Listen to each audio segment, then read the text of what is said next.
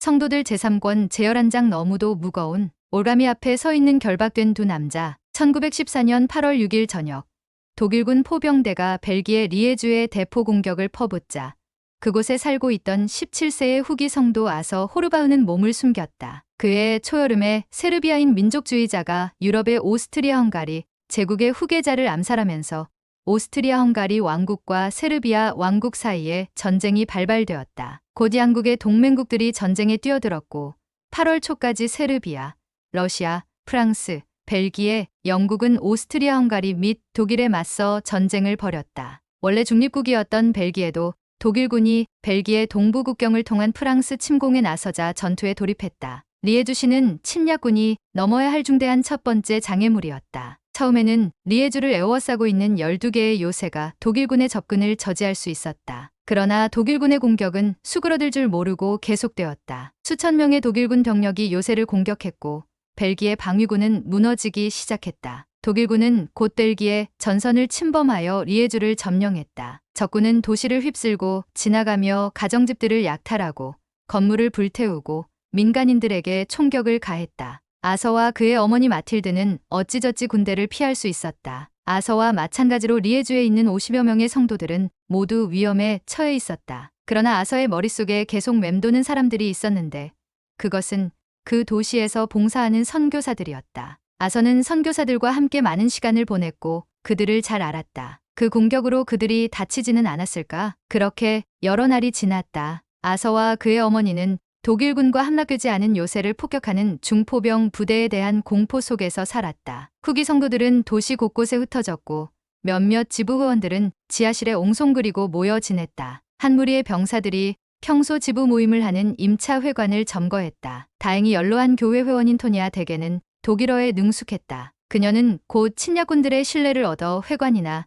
그 안에 있는 가구에 손상을 입히지 않도록 설득해냈다. 마침내 아서는 장로들이 무사하다는 것을 알게 되었다. 리에주에 있는 미국 영사관은 폭격 첫날 그들에게 도시를 떠나라고 명령했지만 도로 봉쇄 때문에 그들은 아서나 다른 어느 누구에게도 자신들의 이동 소식을 전할 수가 없었다. 사실 유럽 대륙 현역의 선교사들은 자신들의 활동 지역을 떠나고 있었다. 조셉 F. 스미스 회장은 유럽 선교부 지도자들에게 다음과 같이 전보를 보냈다. 독일과 프랑스 선교사들을 모두 해임하십시오. 교전독뿐 아니라 중립국의 모든 선교사를 미국 선교부로 이동시키는 문제에 대해 적절히 재량권을 행사해 주십시오. 아서는 곧 이제 이곳에 선교사들이 없다는 상실감에 젖었다. 그와 마틸드가 교회에 가입한 후 6년 동안 그들의 지부는 신권, 지도자 직분과 관련하여 선교사들에게 의존해왔다. 이제 그 지부의 유일한 신권 소유자는 교사 1명과 집사 2명이었는데 그 중 1명은 아서 자신이었다.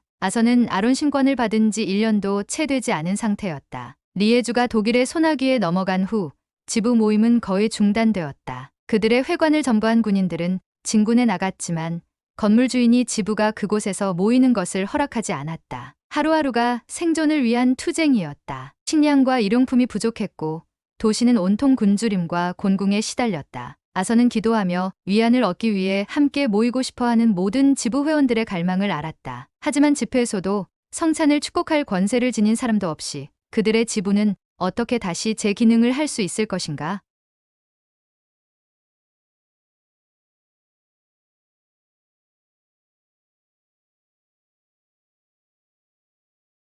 전쟁이 유럽 전역으로 확산되자 아이다 스미스는 어떻게 하면 전쟁터로 떠나는 영국 군인들을 도울 수 있을지 고민했다. 아이다와 그녀의 남편인 사도 하이럼 M. 스미스는 약 1년 전에 4자녀를 데리고 리버풀로 이사를 왔다. 조셉 F. 스미스의 맏아들인 하이럼은 유럽 선교부의 회장으로 봉사하고 있었다. 아이다도 선교 사업을 돕긴 했지만 집에 어린 자녀들이 있는 동안에는 선교 활동이나 자신이 다니는 작은 지부 밖에서 하는 봉사에는 적극적으로 참여하지 않기로 했었다. 그러나 어느 날 오후 아이다는 리버풀의 여성 시장인 위니프레드 레스본이 쓴 공고문을 보게 되었다. 공고문에는 영국 전역의 여성 자원봉사자들이 군인들에게 제공할 따뜻한 옷을 뜨개질하고 있으므로 리버풀의 여성 단체들에게 동참을 독려하는 내용이 적혀 있었다. 아이다는 몇몇 후기 성도들을 포함한 수십만 명의 영국 군인들이 올겨울을 무사히 넘기기 위해 그런 옷이 절실히 필요하리라는 것을 알았다. 하지만 그녀는 자신은 별 도움이 될 수 없으리라고 느꼈다. 시장님을 도와 내가 무엇을 할 수 있을까? 그녀는 스스로에게 물었다. 난 평생 뜨개질을 해본 적도 없는데. 그러자 한 음성이 그녀에게 이렇게 말하는 듯했다. 지금이 바로 유럽 선교부의 상호부조회가 나서서 봉사를 해야 할 때이다. 그 말은 아이다의 가슴 깊이 새겨졌다. 리버풀의 상호부조회는 인원이 많지 않았다. 활동 회원이 기껏해야 8명이었지만 그 여성들은 자신의 역할을 할 수 있었다. 선교부 비서의 도움으로 아이다는 다음날 위니프레드와 만날 약속을 잡았다. 만남을 앞두고 아이다는 가슴이 두근거렸다. 왜 넌 시장님에게 가서 몇 명 되지도 않는 여성들과 봉사를 하겠다고 하는 거야?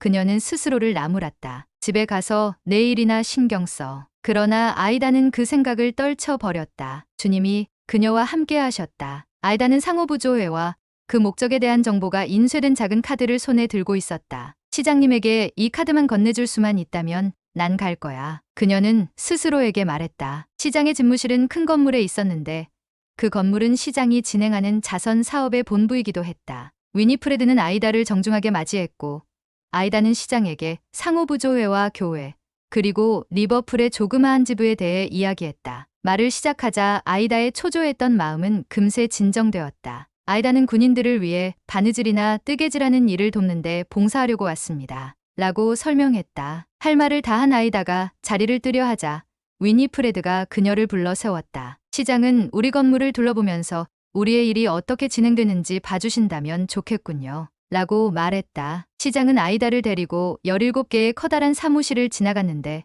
각 방에는 12명 정도의 여성들이 근무에 열중하고 있었다. 그런 후 시장은 아이다를 자신의 집무실로 데려갔다. 시장은 아이다에게 장부를 보여주며 이것이 우리가 기록을 남기는 방법입니다. 라고 말했다. 당신들이 우리를 위해 하는 일은 모두 이 원장의 예수, 그리스도 후기 성도, 교회의 상호부조회가 하는 일로 기록될 것입니다. 아이다는 시장에게 감사를 표했다. 그녀는 최선을 다하겠습니다. 라고 말했다. 그해 가을, 리버풀의 상호부조회는 뜨개질 작업에 들어갔다. 그들은 도움을 줄 친구와 이웃들도 모집했다. 일주일 후 뜨개질 작업에 참여한 이들의 수는 약 40명에 이르렀다. 아이다도 뜨개질을 배워 커다란 목도리를 몇 개 만들기 시작했다. 솔트레이크시티의 본부 상호부조회 회장단의 요청으로 아이다의 남편은 그녀를 유럽 선교부의 상호부조회 회장으로 성별했다. 유럽 대륙 전체가 여행 위험 지역이 되었지만 아이다는 영국 곳곳을 다니며 새로운 상호부조회를 조직하고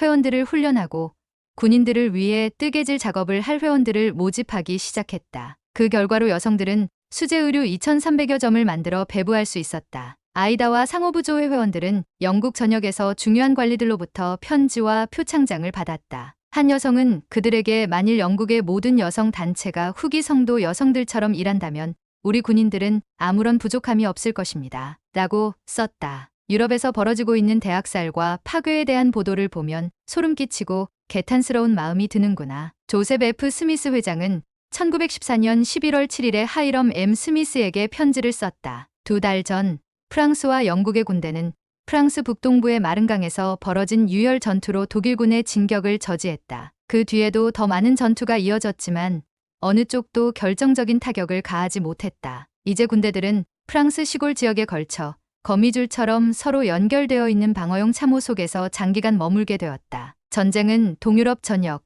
아프리카와 중동, 태평양의 섬들까지 번지고 있었다. 스미스 회장은 분쟁에 대한 신문 기사들을 읽으며 전쟁에 대해 주님께서 주신 1832년의 계시를 떠올렸다. 그리하면 전쟁은 모든 나라 위에 쏟아지게 되리라. 그 계시의 예언은 이러했다. 그리고 이같이 칼과 피 흘림으로 땅의 주민은 애통할 것이요. 1915년 1월 24일 일요일 선지자는 미국과 캐나다의 교회 회원들에게 도움이 필요한 유럽 성도들을 위한 구호, 기금에 기부해달라고 요청했다. 그는 이것이 도움이 필요한 교회 회원들에게 손을 내미는 가장 직접적인 방법이라고 말했다. 이에 부응하여 700여 개의 와드 및 지부는 성금을 모아 교회 감리 감독단 사무실로 보냈다. 이 성금은 전쟁에서 어느 편을 지지하든 상관없이 유럽의 모든 성도에게 분배하도록 리버풀의 선교부 사무실에 있는 하이럼 앞으로 보내졌다. 몇 달 후 스미스 회장은 감리 감독인 찰스 W. 니블리와 함께 세계에서 비교적 평화로운 지역인 하와이 라이에에 있는 730만여 평의 교회 농장을 시찰하러 갔다. 두 사람은 호놀룰루에서 사도이자 미국 상원 의원인 리드 스무트를 만났다. 그는 아내 엘리의 건강을 회복하고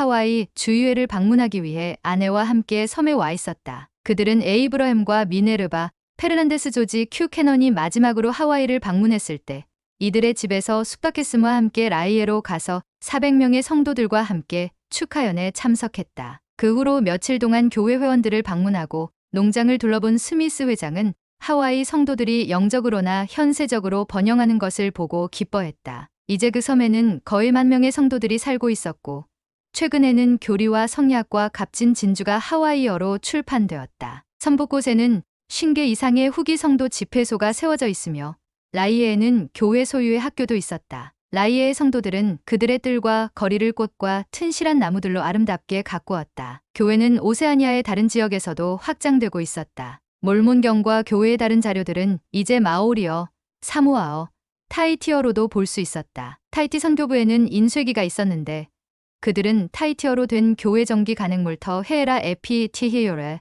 앱의 새로운 계시라는 뜰을 발행했다. 10년 넘게 선교 사업이 폐쇄되었던 tonga에서도 교회가 다시금 뿌리를 내리고 있었다. 오스트레일리아, 사모아, 뉴질랜드의 성도들은 상호부조회, 주일학교, 합창단을 갖춘 탄탄한 지부에서 예배를 드렸다. 1913년 교회는 또한 뉴질랜드 헤이스팅스의 마오리 농업대학을 개설했다. 그 학교는 젊은이들에게 농업과 기타 직업 기술을 가르쳤다. 라이에에서 보내는 마지막 날인 6월 1일 저녁, 스미스 회장은 니블리 감독, 스무트 장로와 함께 마을이 내려다 보이는 낮은 언덕 꼭대기의 집회소로 걸어갔다. 그 집회소는 1883년부터 그곳에 있었다. 그 집회소의 명칭인 아이 헤몰레, 이 헤몰레레는 주님께 거룩함이라는 뜻이었는데 그것은 솔트레이크 성전 외벽에 새겨진 것과 같은 성경 구절이었다. Holiness to the Lord, 개역 개정판 한글 성경에는 여호와께 성결로 번역되어 있음 옮기니 그 건물 바로 밖에서 스미스 회장은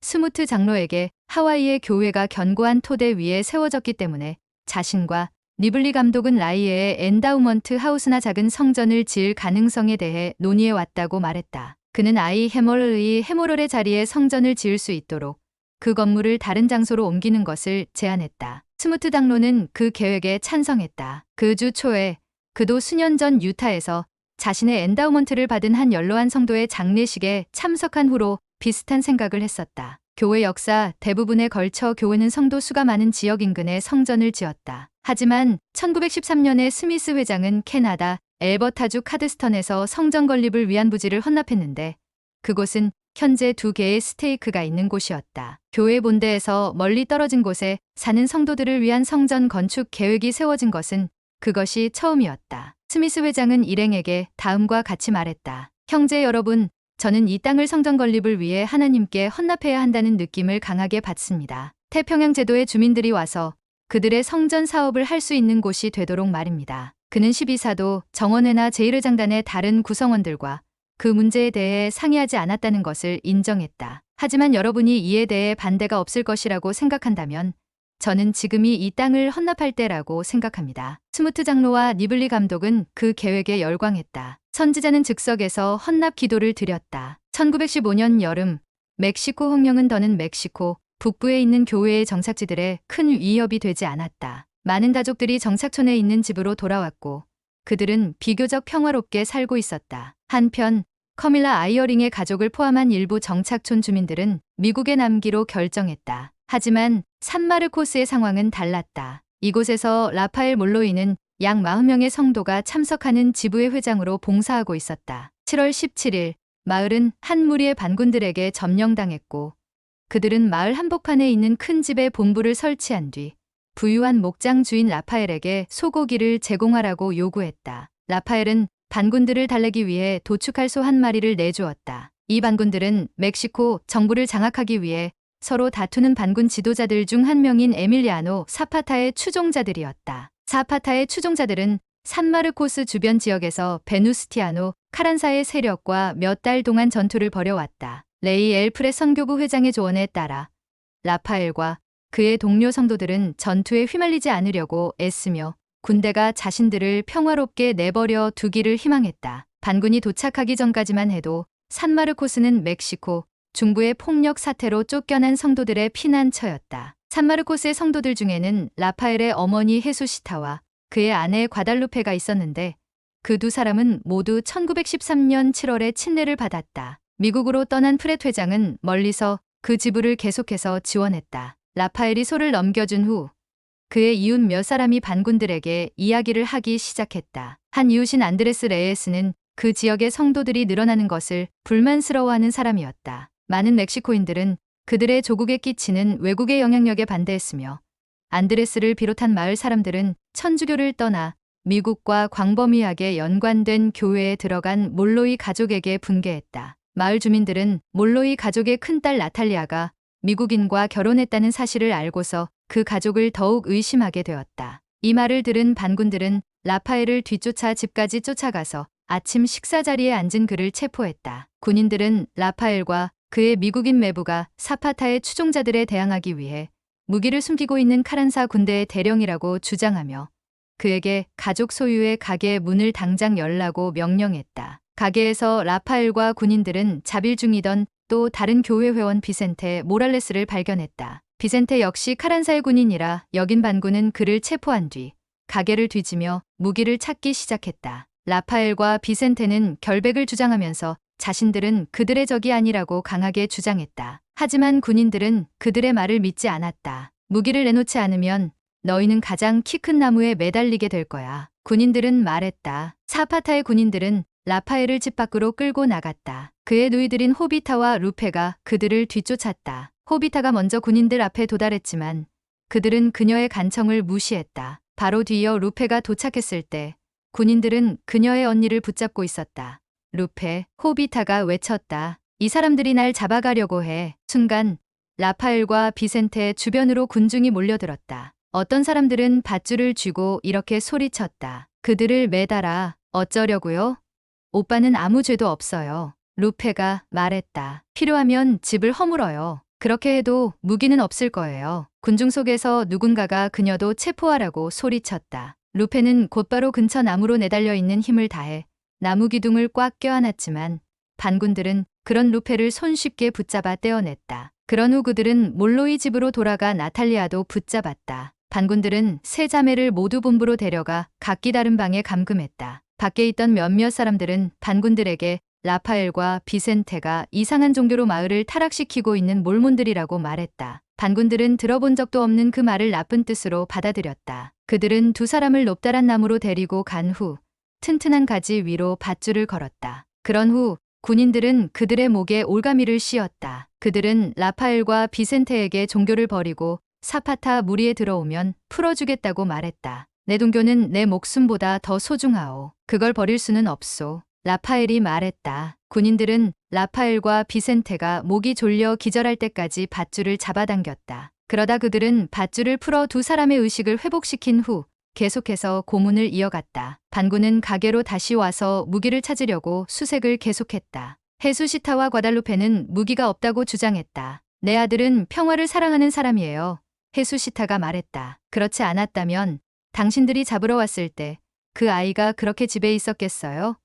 군인들이 가족의 무기를 내놓으라고 다시 요구하자 몰로이 가족은 몰몬경과 성경을 내밀었다. 이건 무기가 아니잖아. 반군들은 말했다. 그날 오후 사파타 본부의 군인들은 몰로이 남매들을 모두 한 방에 몰아넣었다. 루페는 라파엘을 보고 소스라치게 놀랐다. 오빠, 목에 피가 묻어 있어. 그녀가 말했다. 라파엘은 방에 있는 개수대로 걸어가서 세수를 했다. 그는 일어난 모든 일에도 불구하고 침착해 보였고 화가 난 것 같지도 않았다. 나중에 헤수시타가 자녀들에게 음식을 가져다 주었다. 헤수시타가 떠나기 전 라파엘은 어머니에게 편지 한 통을 건넸다. 그것은 라파엘이 알고 있는 사파타 군대 지휘관에게 자신의 결백을 증명하도록 도움을 구하는 편지였다. 헤수시타는 편지를 들고 그 지휘관을 찾으러 나갔다. 그런 후 몰로이 가족과 비센테가 음식 축복을 한 뒤 식사를 시작하려 하는데 문 밖에서 발소리와 찰가닥거리는 무기 소리가 들려왔다. 군인들은 라파엘과 비센테를 불렀고 둘은 방을 나갔다. 문 앞에서 라파엘은 나탈리아에게 함께 나가자고 불렀지만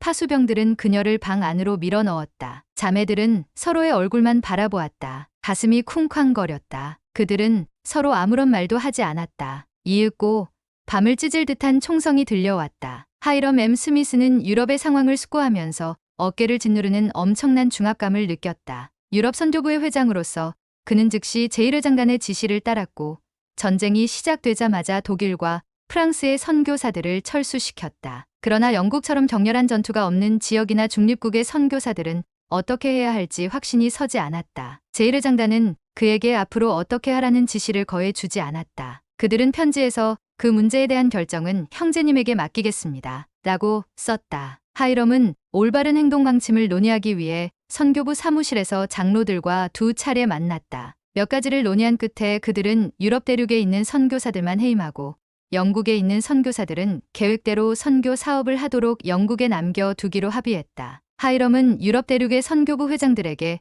서신을 보내어 그들과 그들의 보조들에게 그들 지역의 교회를 유지하기 위해 자리를 지키라고 지시했다. 나머지 선교사들은 떠나야 했다. 그로부터 1년이 지난 지금 독일인들이 영국의 군함과 여객선을 공격했다는 기사들이 여러 신문의 지면을 가득 채우고 있었다. 1915년 5월에는 독일 잠수함이 영국 원양 여객선인 루시타니아호를 격침시켜 거의 1200명의 민간인과 승무원이 사망했다. 3개월 후에 독일은 아일랜드 해안에서 또 다른 영국 원양 여객선인 아라비코를 침몰시켰다. 그 배에는 한 귀한 선교사가 타고 있었는데 그는 그 공격으로 거의 목숨을 잃을 뻔했다. 대서양을 건너는 선교사들과 이주하는 성도들을 위해 표를 마련하는 책임을 맡고 있던 하이럼은 그 위기에 대처하는 가장 좋은 방법이 무엇일지 고심했다. 영국에 있는 미국 선교사 중 다수가 고국으로 돌아가기를 간절히 원했기 때문에 그들은 귀국을 위해서라면 어떤 위험도 감수할 용의가 있었다. 마찬가지로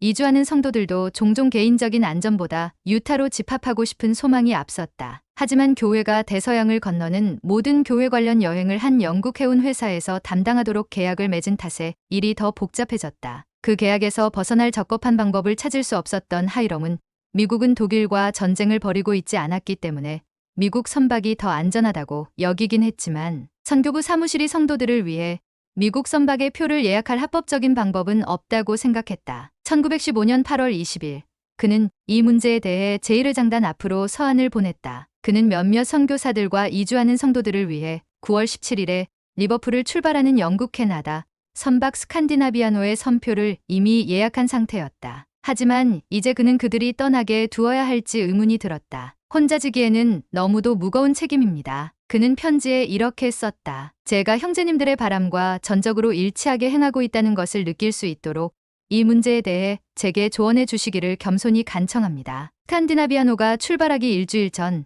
하이럼은 제1회 장단으로부터 전보를 받았다. 교전국의 배를 타고 오는 이주민들은 각자 자신이 책임을 져야 합니다. 만약 성도들이 영국 국기를 단 선박으로 여행하는 것을 선택한다면 그들은 위험을 무릅쓰고 스스로 그렇게 하는 것이었다. 하이럼은 여러 선택지를 신중하게 따져보았다. 분명 제1회 장단은 성도들이 공격을 받을 수 있는 배를 타고 여행하는 것을 권장하고 싶지 않았다. 하지만 교회와 무관하게 별도로 여행하는 것을 선택하지 않는 한 성도들이 더 안전한 미국 선박을 이용할 방법은 없었다. 만약 그들이 그렇게 한다 하더라도 미국 선박은 표값이 매우 비싸서 여행을 하는 것 자체가 어려울 것이었다. 대양 위에서 우리 성도들을 위태롭게 하는 건 정말 못할 짓이다. 그는 일지에 그렇게 썼다. 하지만 그는 자신이 뭔가를 해야 한다는 것을 알고 있었다. 그렇게 하지 말라는 지시를 받지 않은 만큼 우린 계속 영국궤를 타고 항해를 하고 주님을 신뢰할 것이다. 1915년 9월 17일 하이럼은